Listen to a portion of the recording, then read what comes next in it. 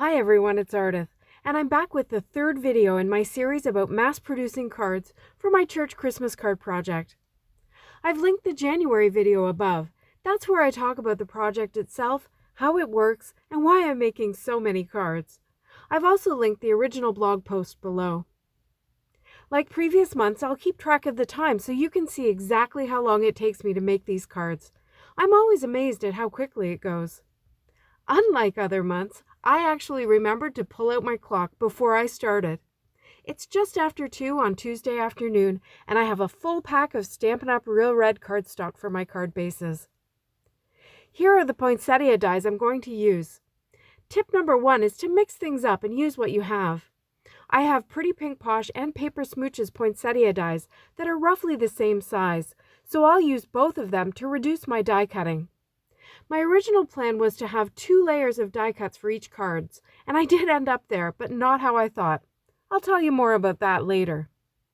Tip number 2 is to think ahead about things like drying time. I'm going to create my red and green watercolor cardstock for my poinsettias now, and then work on the card bases while they're drying. I'm using a mix of Ken Oliver Color Burst powders as well as some Nuvo Shimmer powders, which will add some festive sparkle to my poinsettias.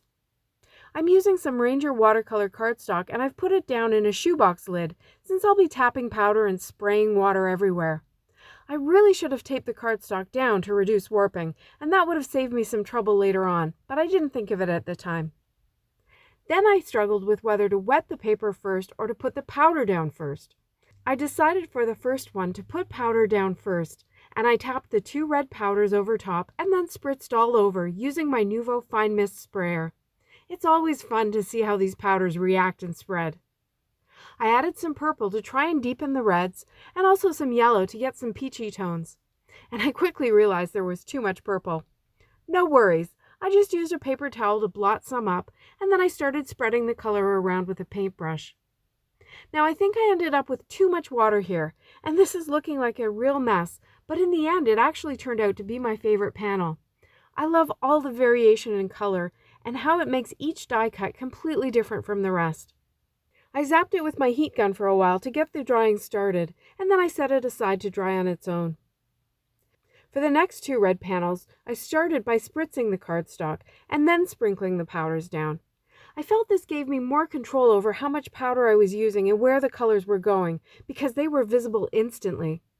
It's so magical watching them bloom like this. And when I had them all down, I added more water as needed and started using the brush to spread it right away.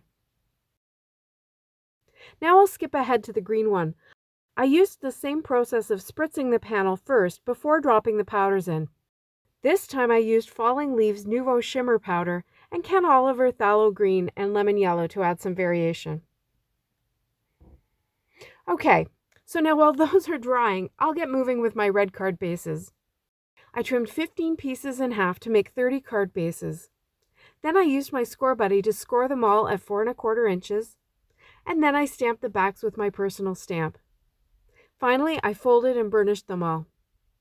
And then, before the watercolor cardstock was completely dry, I got out my Altenew set of metallic watercolors to add some gold splatter all over. I added quite a bit of water to the pan, and then I tapped a brush on my finger to get the splatter all over the panels. I added a few larger dots with the brush as well. While they continued to dry, I did some tone-on-tone stamping with this Catherine Pooler Flourishes background stamp in my mini Misty. This is a cling stamp, so I removed the mouse pad from my Misty and I picked up the stamp with the door. I say that Misty is the best tip for making multiples in every video I've made so far, and I'll say it again here. That's tip number 3. I used Catherine Pooler Rouge ink, which is slightly darker than the real red cardstock, so it will give a textured look when I'm done. And here's tip 4 for choosing the right stamp when stamping a background all over the front of a card. I didn't want to put the card base right into the corner because the pattern on the stamp doesn't quite go to the edges, so I tried to place it about 1/4 inch down and 1/4 inch to the left from the top corner. I didn't want to take the time to really place or tape the card base in the exact position each time, but because the pattern isn't something that has to be straight, it doesn't matter if my placement is slightly off. So I did that 30 times, and that brings me to tip number 5, which is to be sure you've stocked up on basic supplies. In this case, I noticed that the pattern was getting lighter and lighter, so I was able to re-ink my ink pad. If you use any ink-intensive techniques such as blending or direct-to-paper or even just stamping a big background stamp 30 times, it's a great idea to have a re-inker on hand. Okay, now it's 3:05 and my next step is my sentiment strip. I cut 30 strips that are 4¼ inches by 1½ inches, and I'm not ready to stamp my sentiment yet since I'm not sure how the poinsettias will fit onto the cards. But my watercolor cardstock still isn't dry, so I'm going to add a step here that isn't necessary at all, but it will add a little sparkle. I simply ran a bead of diamond stickles down each side of each strip, and then I kind of smeared them with my finger. This gives a really pretty sparkly edge to the sentiment strip without any need for precision when laying down the stickles. So I guess I'm not showing you tip number 6, which is to eliminate any unnecessary steps. But it's March 2020 when I'm recording this, and we're all at home with a lot of time on our hands, and sparkle's always a good addition. While I'm doing this, let's say that tip number 7 is to wash your hands. My hands got pretty inky during the watercoloring, and I don't want red on these white strips. And as I worked, my hands got sticky with the stickles, so I did get up several times to wash my hands. Okay, so now these are done and they need to dry as well. It's 3:20. I'm going to go for a walk and come back in a while. I'm back and it's 5:25 and everything's dry. Tip number 8 is to use your MISTI for placement. I could have used my work surface, which has a grid on it to help me with measurement, but the MISTI also has that little wall which helps make sure that your placement is straight. Now it's time for die cutting. Tip number 9 is to fit as many dies onto your cutting plate as possible to minimize the number of passes through your die cutting machine. Even better if you have one of the bigger die cutting machines. Here's where the warping of that watercolor cardstock started to be a pain, but the more I ran it through my Gemini Junior, the flatter it got. Tip number 10 is to tape the dies together. Then they act almost as one piece, and that makes them much easier to work with. Here's how they're looking. They're gorgeous, right? Are you as surprised as I am that those ugly big panels are turning into these beautiful poinsettias? Tip number 11 is to stay organized. I kept each flower in its layer and leaf in a separate pile. This helped me to keep count without actually having to count, if you know what I mean. One thing that wasn't planned was that each flower ended up being one big poinsettia and one small one. This was simply because I had been overly optimistic about how many of the larger poinsettias I could get from each watercolor sheet. So I guess tip number 12 is to either plan properly or to be flexible. Actually, both of these are good advice when you're working like this. Okay, so all my die cutting is done and organized, and it's time to get dinner going. It's 6:40, so I've spent 2½ hours on this, plus drying time. Maybe tip 13 should be to remember to allow for drying time. If you're under time pressure, don't do something that needs to dry. Now it's 11 o'clock on Wednesday morning, and I've been thinking about the best way to assemble the cards. Should I glue the flowers together, then add to the card, or should I try to combine those steps somehow? I decided since they're already here in their piles, I would have no workspace with the cards, so I used liquid glue to glue them together in place. Tip number 14, which I've said before, try one and make sure you like how it's going before you do them all. I put one together and the biggest decision point was how to arrange the green leaves. Once I knew how I liked it, I moved on to the rest.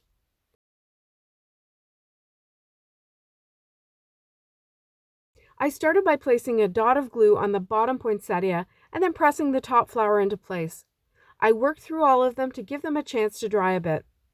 Then I turned them all over to make it easier to deal with the leaves. Finally, I picked up each one, added glue to the back, and attached the leaves. I left them face down to dry. And while those were drying, it was finally time to choose and stamp my sentiment. I needed something that would fit on the right side of that white sentiment strip, and this Christmas Blessings fits and is perfect for a church card. I placed it down onto a card and I moved it toward the right to allow for any variation in the size of the poinsettia. Tip 15 is to allow for flexibility in your design. It's hard to be precisely the same in all of these cards, and in fact, it's wonderful that they don't have to be precisely the same, as that would take a lot more time. So remember to allow room to maneuver.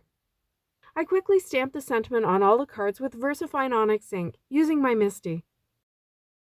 It's time to add the flowers to the cards. I added liquid glue in a ring around the back of the poinsettia and pressed it onto the white sentiment strip. My main concern was making sure it didn't overlap the sentiment, but I also tried to put the leaves down toward the bottom so that they would pop on the red card base. To embellish them, I considered sequins or jewels, but I decided 3 dream drops in gold Luxe would be the perfect berries.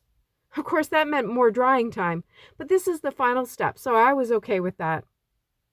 And here we are at the final one. Let's check the time. 11:40. As usual, I'll add a half hour for cleanup, and that's about 4 hours for these 30 cards. A little slower than the previous months, but I think it's a slightly more intensive process. Here's my 2020 list so far. I've got 3 designs, 95 cards, and it's taken me 10.5 hours. I hope you enjoyed this video and got some good tips. I'll be back next month with another card design and more tips, and I'm wondering if you have any techniques that you'd like to see me try to mass produce. Leave me a comment below and I'll try to work it into a future video. Product links are in the description below and also on my blog. Thanks so much for watching. See you next time.